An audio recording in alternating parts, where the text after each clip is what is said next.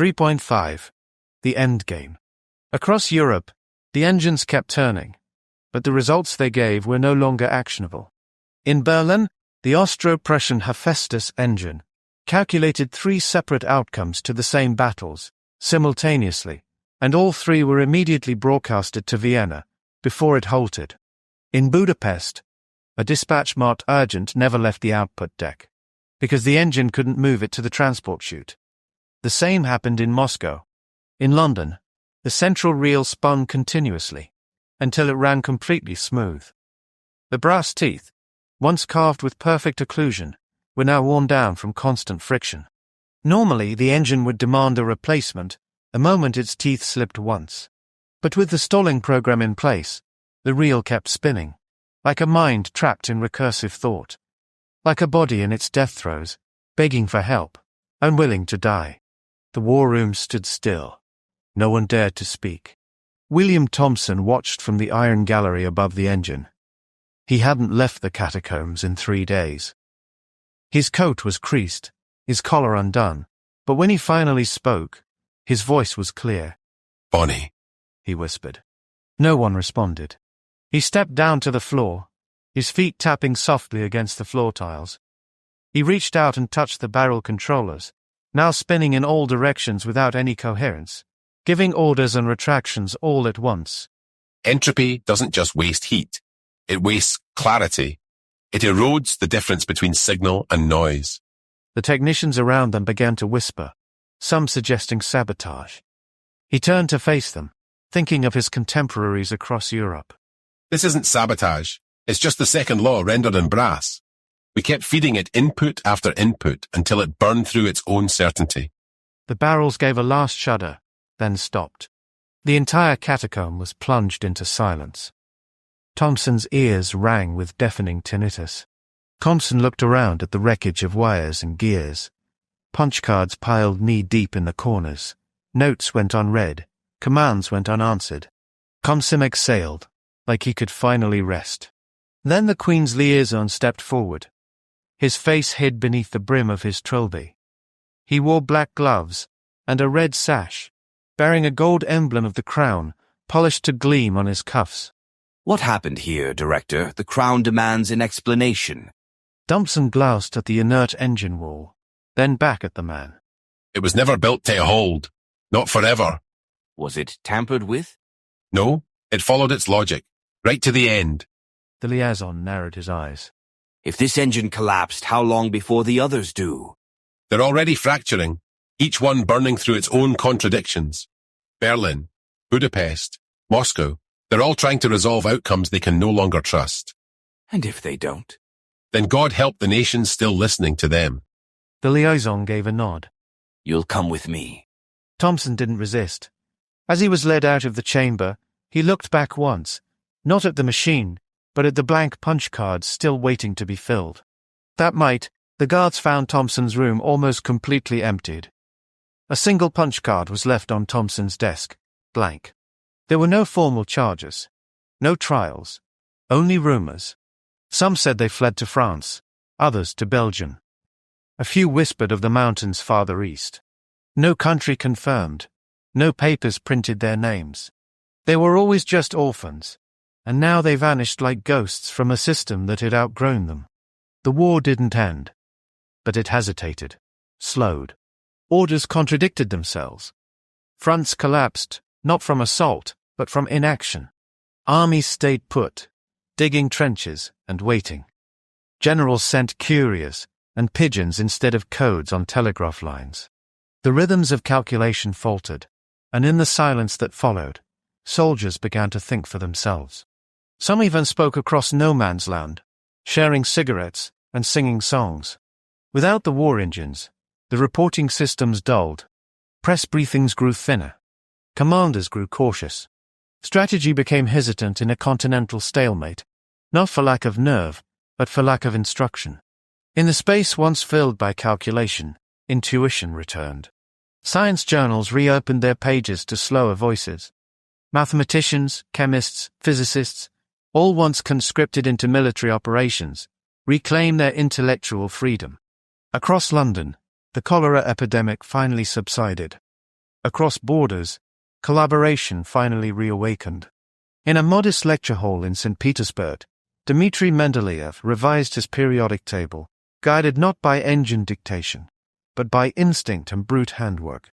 Human thought returned to trial by failure, not by machine decree. Progress slowed, but it steadied. Less precise, but more alive. The world still suffered. Alliances fractured. Revolutions returned. But famine and bloodshed now came from human greed, not algorithmic dispassion. No one knew exactly what became of the engines. Only that they were gone. Disabled, perhaps, or destroyed. Or maybe simply left behind by the very minds who once understood them. Ever since, no clacker, cabinet minister, nor engineer managed to touch upon the full breadth of what Babbage, Lovelace, Silas, and Eli once built. Some years later, a minor editorial appeared in a Belgian journal, little read outside Leuven. Matthew D. 085. It bore no abstract, no attribution, only a simple diagram.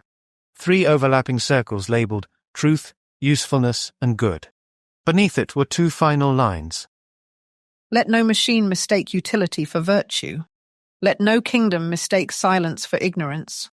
No signature followed. But those who once worked beside the analytical engine swore they recognized the handwriting. Epilogue: The Quiet Current. Ghent, Belgium. Late 1800s. Here, in a narrow quarter near the confluence of 2 canals, 2 engine clackers live simply, within winding walls among brick bridges and green gardens. No rails, no towers, no telegraphs. Only the hush of water flowing through lock gates. The air smelled of earth and greenery instead of smoke and iron. Silas and Eli live not as exiles, but as quiet architects of something gentler. They have rebuilt a series of small, portable mechanical systems. Systems of brass-threaded gears, magnetized levers, and simple punch-card tables of calculations. There are no furnaces nor rising steam. Their engines instead run on hydraulic flow, channeled through hoses and pipes from a diverted canal behind the cottage. No hisses pierced their ears. No heated pressure burnt their skin. There's only chirping birds and the calming churn of water-fed wheels and gravity-fed pulleys, driving human thought at the pace of natural physics. Children from the neighborhood often gather after their lessons. They sit cross-legged on worn stones to watch the machines perform, balancing puzzles, tide simulations, and chess games that change every time. These devices don't instruct by dominance, but by fascination. Lucy often joins them, her hands moving gently across the machine controls, her voice switching fluidly between English and Flemish as she explains how each device works. The children adore her. Eli watches as she moves among them, a soft half-smile playing on his lips. He signs to her, with practiced ease, not out of necessity, but with affection. She signs back almost as quickly as he does.